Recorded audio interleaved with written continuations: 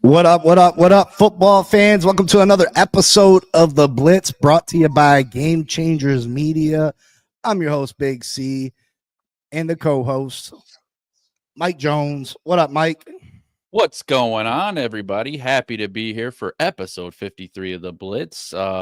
Yeah, football is over game-wise this year, and before we get to that, I just want to let you remember, you want to stop by, have a chat, stop in. Links are up in the chat. You need our pages up in the chat as well. Like, share, subscribe, comment. Please do all those nice things. But yeah, officially, it is a new season. Officially. Well, not yet. The league year don't start till. It's still a new season to me. I'm looking ahead. We're in that weird dead period. That is true. Dead zone. That's all right. There's not a lot of dead time. I mean, there's always something going on. Yeah, I mean, there's always something in the works. Somebody's working something. Rumors. Super Bowl. I gotta admit, Mike, I was kind of let down. I was kind of let down. Not the game that I think most of us were anticipating. Mm-hmm. Whether you were cheering for the Eagles or whether you were cheering for the Chiefs, I don't believe that you thought that this game was going to end up like this. This game wasn't close. It wasn't close. Even the lopsided score at the end doesn't tell the story of how much of a dominant performance the Philadelphia Eagles put on yesterday. Costa Nostra, what up, buddy? What's going on? How you doing tonight? Absolutely, this Philadelphia defense dominated the Kansas City Chiefs from start to finish. Vic Fangio showed why he is, without a doubt, one of the greatest defensive coordinators of all time. When you can make one of the greatest quarterbacks this league's ever seen in Patrick Mahomes look below average. Yep. I mean, that's a hell of a accomplishment. Only rushing 4 as well. Like it wasn't even like they brought the blitz. So that is a dominant defense. Like it was amazing. I mean, I can only remember Pat Mahomes looking like this one other time, and it happened to be a Super Bowl against the Tampa Bay Buccaneers. Yep.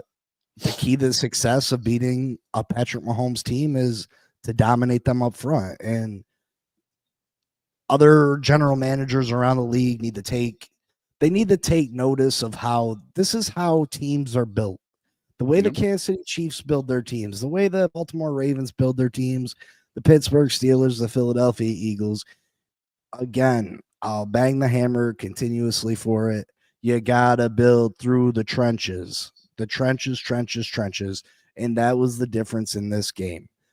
That the Kansas City Chiefs offensive line, due to injury, due to lack of talent, wasn't able to stand up to this dominating front seven of the Philadelphia Eagles. And it was just a complete blowout. Yeah, it was horrible. It was horrible. I thought it was going to be a close game. I think everybody thought it was going to be a close game. Everybody thought this was going to be competitive, but to witness what we witnessed yesterday, you're right. It was a big letdown. And one of the things we talked about was everybody kept saying, "Oh, they're going to shut down Saquon. They're going to shut down Saquon." And the big point I was making, and that you had made too, is you can shut down Saquon all you want, but you can't do both. You can't shut down Saquon. You can't shut down Jalen at the same time. You just can't do it. And yeah, their run defense looked amazing against Saquon, but Jalen still had 72 yards rushing on his own.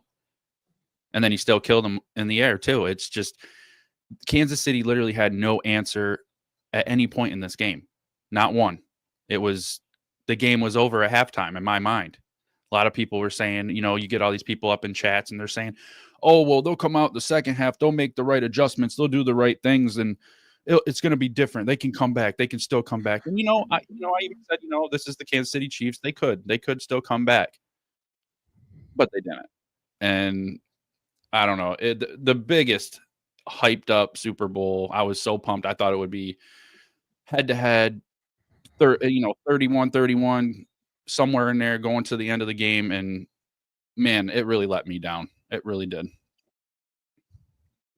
Yeah, I mean, it's understandable. The Chiefs have, in every Super Bowl that they've won, they've been down by 10 plus points every game. Yep. Andy Reid is the best coach at making adjustments at halftime. He's the best in the league. So, and when you got Patrick Mahomes at quarterback, you never think you're fully out of a game. It's just Patrick Mahomes did not have time to do anything back there. This front four just dominated the offensive line of the Kansas City Chiefs. Now, the Kansas City Chiefs were playing their guard at tackle, and they had people out of position. And I mean, no excuses. You didn't come with the proper lineup.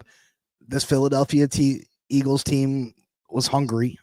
They were hungry, and they went out there and they took it. What made it even worse is that they were so efficient in what they did. Vic Fangio, a great game plan, because usually when you blitz or you get pressure on the quarterback, that means that there's someone open. There's someone you got to give up someone in the secondary to put up pressure on a quarterback consistently. And Patrick Mahomes is one of the best in the league, one of the best of all time at finding that open person, finding where there's a mismatch. Right. But the Philadelphia Eagles, they're putting all this pressure just rushing for. There was no open guy in the secondary. There was no mismatch in the secondary because they were only rushing for. He had, out of 42 dropbacks, 17 times he was pressured. He took 11 quarterback hits, 6 sacks. He was pressured on 50% of his dropbacks. 50%. That's insane. With a 4-man rush. With zero blitzes. Yeah. You sack Patrick Mahomes 6 times. You think that you're bringing all the heat. You're bringing all the heat, and that wasn't the case. Vice versa, the Kansas City Chiefs, they blitzed on 27% of their plays. 27%. They just couldn't. They did a phenomenal job with Saquon Barkley. Phenomenal. Yep. They did not let Saquon beat them. And I had a feeling that was going to be the case. I had a feeling that the Kansas City Chiefs and Steve Spagnuolo were going to stop Saquon Barkley. And they did a phenomenal job at doing that. And they weren't horrible in the secondary. It was them plays where they were covered. The Kansas City had brought pressure, and they overran the offensive line, and Jalen Hurts was able to get out of there and run down the field. Absolutely. Jalen Hurts played a phenomenal game. Was he the MVP? I don't think he should have been the MVP of the game. I think Josh Sweat should have been the MVP of the game. He had 2.5 sacks. Facts. But again, the quarterback, Yeah. We seen another tush push, which I cannot stand that play. But I mean, it's a legal play, and until the NFL does something about it, I guess you can't get mad at them for using it. No, you Just really can't. absolutely dominated. They only did And it like again, once though, right? It was they didn't do it a lot. I only think they did it on that touchdown, right?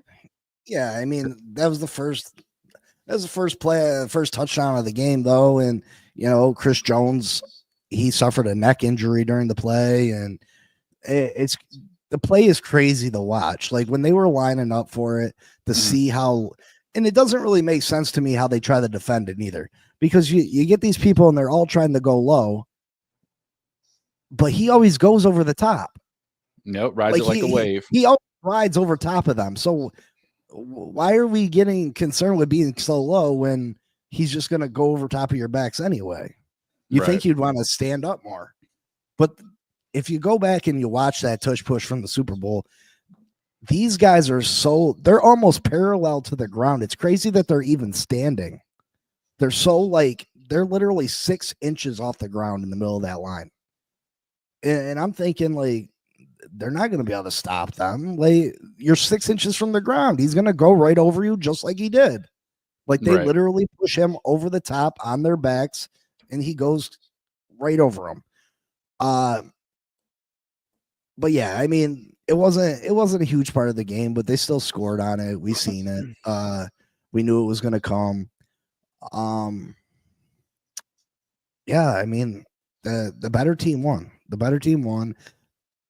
What's scary is that this Philadelphia Eagles team is young. They are young and they're not going anywhere. And listen, I wouldn't be surprised if we're sitting here a year from now discussing the same game. The same game, Kansas City Chiefs, Philadelphia Eagles, next year Super Bowl. I would not be surprised at all. This one hurts for the Chiefs. Patrick Mahomes, very emotional after the game. Travis Kelce, very emotional. What's worse than a Patrick Mahomes that's won 2 Super Bowls in a row? A Patrick Mahomes that coming back for vengeance. And this Kansas City Chiefs team will be back next year with a vengeance. They will go and fix the problems that they have, the weak spots on this roster, because that's what good teams do, and they're a great team. They're a great organization, and they will be back, and they will be back better than what they were this year. So I would not be surprised. Bet your money now that this is next year's Super Bowl matchup. Buy your tickets. Yeah, I mean, book it. I don't see anybody knocking Philly off in the NFC. And so that's what's scary for me, brother. They're in my division, and not only did we have the Philadelphia Eagles do what they did this year, but we have an amazing talent in Jaden Daniels there sitting there for Washington. It's it's a hard time to be in the NFC East unless you're one of those two teams. So I'm have a feeling it's going to be a rough sledding for the Giants here for a couple years. Yeah, I mean, as good as Washington was this year, if Philly can stay healthy, and Philly is just a dominant team in all 3 phases. Philly's defense, like, they are built the correct way. That's why I said these GMs need to open their eyes. They need to pluck people from this organization that has continuously built a winning program and built a winning program the right way. I mean, from the last Super Bowl that Philly was in, they never went down a rebuilding. You know what I mean? Did they take a step back? Yeah, they did. But they retooled. They retooled and they came back stronger than ever. And like I said, they built the team the correct way. Philly for the last dozen years has had a top-notch offensive line. Yep. Now you get these people out there, and I talk about the Dolphins a lot because the Dolphins are my team. They're the team that I know best. people will criticize the Miami Dolphins, and I keep saying, our quarterback Tua Tagovailoa, he has issues. He absolutely does. And people will say, "Oh, well, we just need to throw him away. He can't do it. He can't win the big games. He can't win in cold weather." Well, how do you win in cold weather? How do you win big games against good teams? You have to have an offensive line. You got to have a defensive line. It all begins with being able to run the football, protect your quarterback, and stop the run and put pressure on the quarterback.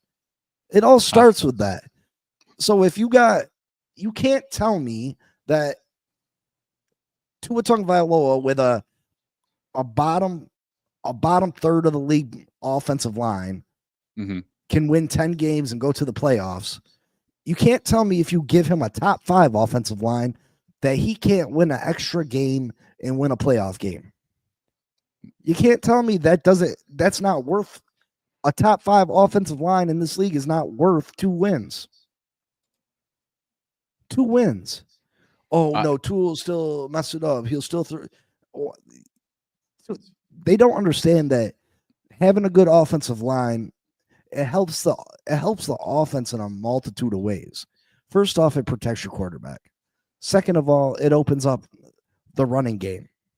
If you open up the running game, your safeties, your linebackers, they got to creep towards that line of scrimmage to stop the run. If you creep towards that line of scrimmage, what happens? It opens up passing lanes. When the passing lanes opens, what happens? You complete passes downfield. When you complete passes downfield, what happens then? Your linebackers and your safeties got to take a step back. When you take a step back, what happens? Your running back has ample room to make. It's playing chess, not checkers. Right. And I believe if the Miami Dolphins go out there and they fix their offensive line, they will be competitive. But I don't think there's anybody that's going to stop the Kansas City Chiefs and the Philadelphia Eagles from running it back next year. I really don't. No, you don't think Buffalo is going to try to retool and say something about that? Buffalo can't beat them. I didn't think anybody could beat them. So I know Buffalo can't. As of right now, yeah, you're probably right, but man, Costa Nostra build trenches on both sides. Absolutely, brother.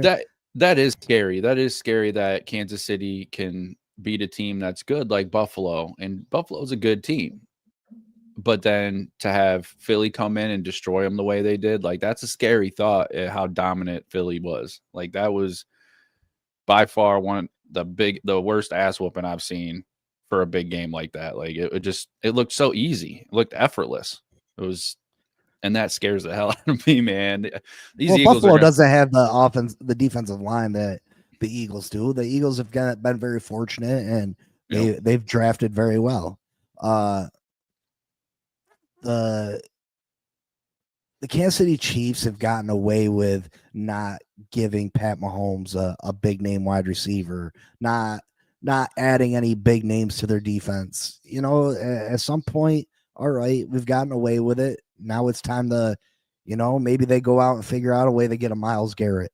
You know what I mean? Right. Maybe they figure out a way to go get T. Higgins for Pat Mahomes. You know what I mean? Give him a big time, big play wide receiver. You know what I mean? So we shall see. But I'll tell you what, I won't want to face a motivated Andy Reid and a motivated Patrick Mahomes. Patrick Mahomes was not happy. He was very emotional. Listen, this loss, it goes squarely on Pat Mahomes' shoulders. He couldn't make the plays that he normally makes.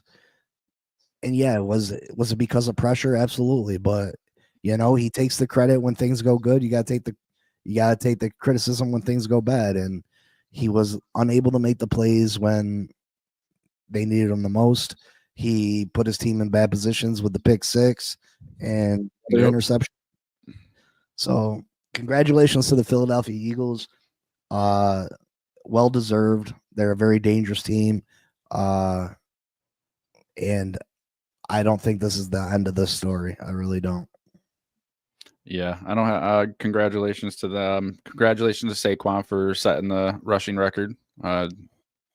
Cool stuff on that. That's impressive for what he did and how he did that coming from the Giants this first year, and it just shows you that offensive line, man. You can't preach it enough. That offensive line, and it's something that the Giants have lacked for a long time, and I just don't get it. Like you said, like you see the blueprints for good teams. How do these other GMs and all these other coaches not put that together? Like number one, O-line, number two, defensive line, and then build outwards from there. And it's frustrating. It is very frustrating.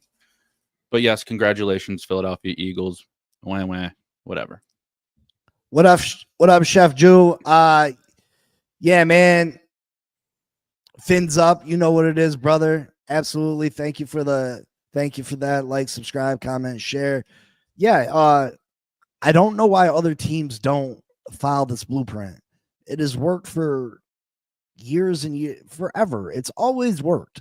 If you build correctly in the trenches, people will go out and say, Miami's got this, Miami's got that. Tua can't win with this, Tua can't win with that.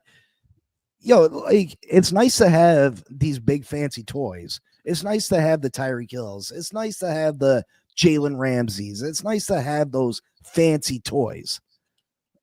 You can have the body of a Ferrari, but if you got no motor, if you got no, you ain't got no base to the car. If the car doesn't have nothing on the inside, the car's not going to run. No. It can look pretty. You know what I mean? It can look pretty, but the car's not going to run.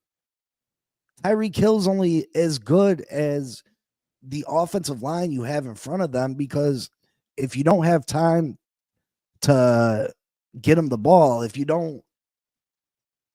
the defense can focus on him because there's nothing else that they got to worry about, if they ain't got to worry about the run, if they ain't got to worry about anything else, you've seen how much pressure the Philadelphia Eagles got with four.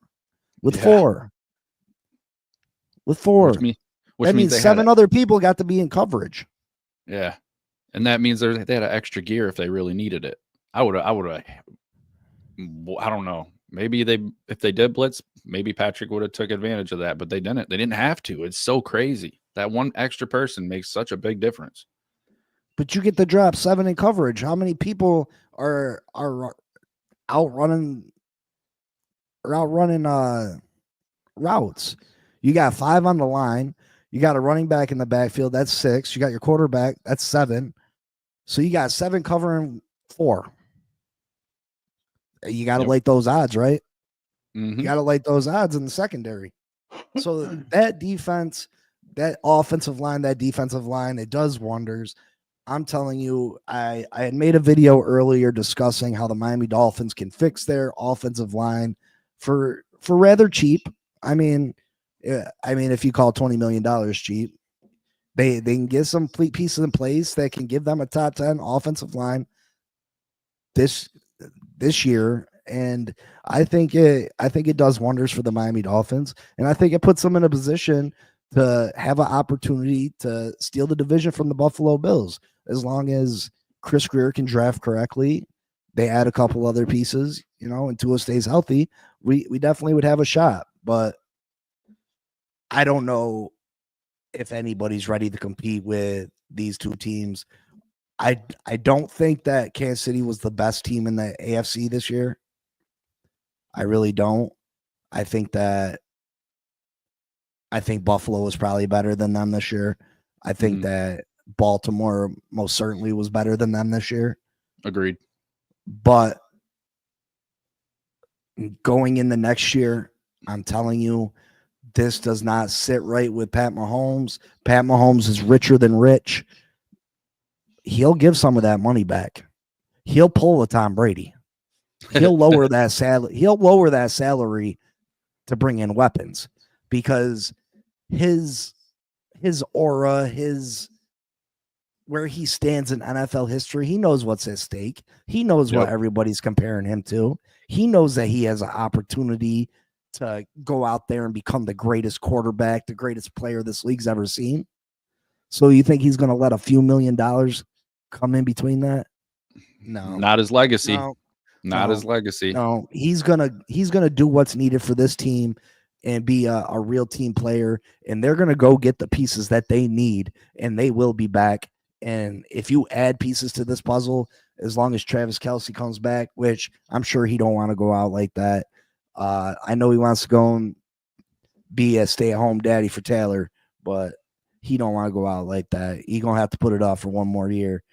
And the Kansas City Chiefs are gonna come back, and that's scary to me. And of course, Philadelphia and the NFC. The NFC is not as strong as the AFC. It's an easier path. You got the Lions out there, yeah. That's your only real competition I see out there. If the 49ers can get back healthy. But Philadelphia's definitely got an easier path back to the Super Bowl. So, see, Chef Jew, exactly. I hope Ross, Greer, McDaniel were paying attention to the Super Bowl yesterday. That's what it takes to get there. Absolutely, brother. Absolutely. Cosa Nostra, but to have bling, you either got to rob, sell drugs, swindle folks, or work hard as fuck to obtain it. Yeah. Yeah. For sure. You sure do, brother. You sure do. I think the biggest thing I noticed with the Eagles though is just their, they checked all their egos and shit at the side. They put all their stuff aside and they played for their team, especially Saquon. Like, it's just such a humble group, and I think that makes a big difference too. If you can go into there and look at it as you're playing for each other and not so much worried about yourself, I feel like that changes things. It changes things when it's not about you, when it's about a team effort, and they put that in. I think that played a big role in that. Really do. Yeah, absolutely. I mean, I don't think Saquon has that in his body to be that type of person, but I would be careful with AJ Brown moving forward. Yeah. He's got his ring now. Yep. He's more likely to jump out the window now that he's got his ring. He wants the individual accolades. He's that type of guy. He's that class A diva Absolutely. Of a wide receiver. And if they could find a trade partner, and I'd try to move on from him. Honestly, I would, and try to draft a receiver high. I mean, you go into the NFL draft and you have no team needs. What's your team need? You're able to just draft the best players available, and that makes them that much better. You know what I mean? Yep. This team had a rookie secondary starting for him yesterday. You know what I mean? They're only going to get better. Cooper DeJean, he's going to get better. These guys up front are very young. They're going to get better. Yep. So very scary. Very disappointed in how the Super Bowl game went as far as not being very competitive. But, it is what it is, I guess. Chef Drew says, let's not forget Hurts outplayed Mahomes in the last Super Bowl. They played together. Karma is real. Yeah, I mean,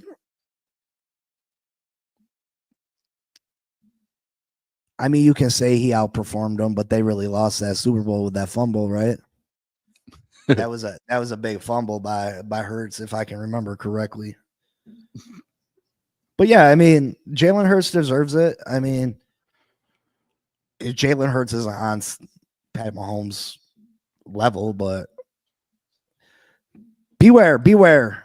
Kansas City's going to come back for a vengeance. Does Kansas City can they do enough in this offseason to catch up to the Philadelphia Eagles, though? That's the question. Can they do enough to take them off the mountaintop? Yeah. Because I think it's going to take a lot. It's going to take a lot. That's what I'm saying. This could be the start of something new. It really could.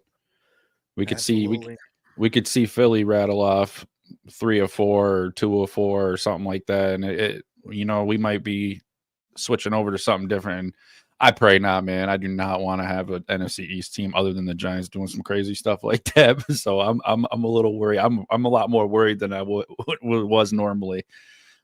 I don't know, man. They looked great. They looked amazing, and as long as their main group stay healthy, and like you said, they can draft whoever they want this year, so they can get backups and replacements for those spots that they are lacking in with backups and for those positions. And it's just scary to think that they're just getting started. It's just beginning, and I don't know. Jalen's definitely not Pat. He's definitely not Pat, but with that team around him, if they keep it up like that and Jalen has time to work, or Saquon can break off 150 yards against teams that can't stop the run, it could be a long season for everybody. Well, you got to hope when you get, especially when you get early success with all these young guys, you got to hope that they don't become stagnant, where they don't get, where they're not all right with where they're at. You know what I mean? You need these guys to still stay hungry. You need them to still be dogs. Chef Jew said that, or no, Cosa Nostra said that the Eagles seen that chip on their shoulder, that Jalen Carter was chirping at Mahomes. Yeah, he's got to keep that same fire though. And once you've gotten to the mountaintop, it's hard to keep that. It's hard to keep that same ambition that you initially had. Once you get there and you've experienced it, it's hard. You know what I mean? It's not the same. Yeah. It takes a real great person, a great athlete, a real fighter to still have the same hunger all these years. The fact that Patrick Mahomes has been there and won so many, and that he's still in tears because he lost one. You know what I mean? The fact that he still feels that way and he's so passionate about it still. That's what's scary. You made Pat Mahomes cry. You made Pat Mahomes cry. That's scary. In my opinion, that's scary. I mean, it's only as scary as motivated as the team will be around him. You know what I mean? Like I said, the Eagles, they all look like they were for each other. They played for each other. But like you said, once you taste that, once you get that victory, are you going to keep that hunger? Are you really going to be that hungry again? Are you all going to be able to maintain that for the team type mentality? I think it makes a big difference. Andy Reid won't allow the players to be on this. That's what's great about Andy Reid. Andy Reid won't allow them type of players to be on his team. Right. That's not to say that you can tell a person's intentions when you bring them in, but you can very quickly tell. And Andy Reid won't allow that to disrupt his team. Patrick Mahomes is the leader of this football team, and he will not allow that. So I'm not concerned with that coming from them. Yeah, I'm more concerned with the Eagles when it comes to that. That's pretty much where I was going with that, because it seems like the Kansas City Chiefs have been there, they've lost, they've been there, they've lost. It's just they've been there, and they never slow down. They looks like they do nothing but try to move forward and progress themselves. So, but I do worry about the Eagles. I mean, like I said, everybody was hungry, they got what they wanted, and hopefully they can keep pushing forward for Eagles fans. Not for me. I mean, look what happened last time the Chiefs lost the Super Bowl. I mean, they retooled and they won 2 straight and got back to a third one. So we shall see. Interesting. Cosa Nostra says the graphics were lame. You had to pay the extra $4.99 for the 4K, baby. You had to get the 4K. You had to get that YouTube in 4K. Yeah, you had to watch Kendrick in 4K, bro. McDaniel needs to stick with the running game, A-Chain and Wright, not Mostert. All Tua has to do is manage the game and be the big chief of the offense. Also, not be afraid to audible when it matters. Yeah, I see. There's not enough time. There's not enough time for Tua to audible, and he discussed this.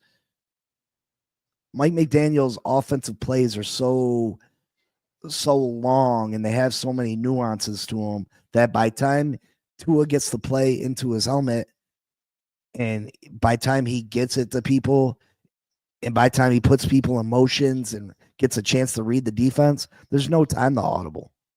There's no time to audible, and that's a big problem. Mike McDaniel needs to simplify this offense to a point. As far as Mostert, I like Mostert. I think Mostert brings a different element to this this running back room, but I'm not sure that Mostert's going to be brought back. I think they might cut him and they can use that $3 million somewhere else. So you might get your wish with no Mostert. But yeah, we're gonna cut it a little short tonight. Me and Mike got another venture on YouTube. Maybe you'll see it around. We're not really gonna advertise it here because it's not football related, and we don't want to get in people's Yeah, for real. But yeah, so tonight we got other arrangements and other obligations, so we're gonna cut it a little short. Yeah, McDaniel needs to get them in fast. Also, I'm pretty sure that Thursday night I'll be doing a video with Doug, and hopefully that'll be out Friday. Doug doesn't really do live videos.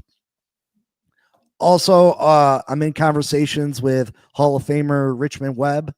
Hopefully they have him on the show in the near future. So keep a lookout for that. Nice. Yeah. Trying to do big things. Nice. You know what I mean? Big Hall things. of Fame left tackle, Richmond Webb. Chicken wings. Ooh. Listen, because his job's on the line, Cosa Nostra, give it an opportunity. Be positive. Have positive thoughts, brother.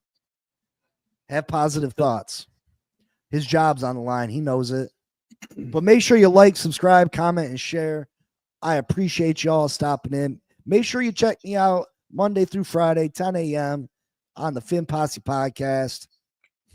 Come chat it up with me. Come have a good time. Maybe I'll do a mock draft tomorrow. Morning. Shout out to the OG DDW and my great friend OG Hall of Famer Richmond Webb. He's your friend, Chef Jew.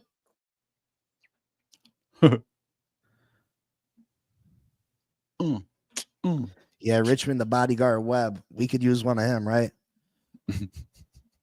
Chef Jew, you know Richmond Webb for real? You do for real? So tell him, hook me up, brother. I'm messaging him on X or whatever it's called. Is it X? Yeah. I've been messaging. Hopefully he'll come on the show. But yeah, you know Dan Marino too? Hook me up. I be telling people he's my father. I think he has something to say about that. Yeah. He'd be like, maybe. More he's like, I am not. You are not the father. This is the 4th time you've been on my show. Get out of here. I'm going to go running off the stage. Oh, man. I appreciate that, brother. I really do. Thank you so much. All right, guys. We'll see you later. Make sure you like, comment, subscribe, share. We appreciate you all. We'll be back Friday with another episode of the Blitz. It's Elon Musk. Elion. Is that your rocket up there, Elion? Elon Musk. The smartest man in the world. All right, guys. We'll check you later. Fins up. Yeah. Go Giants. No.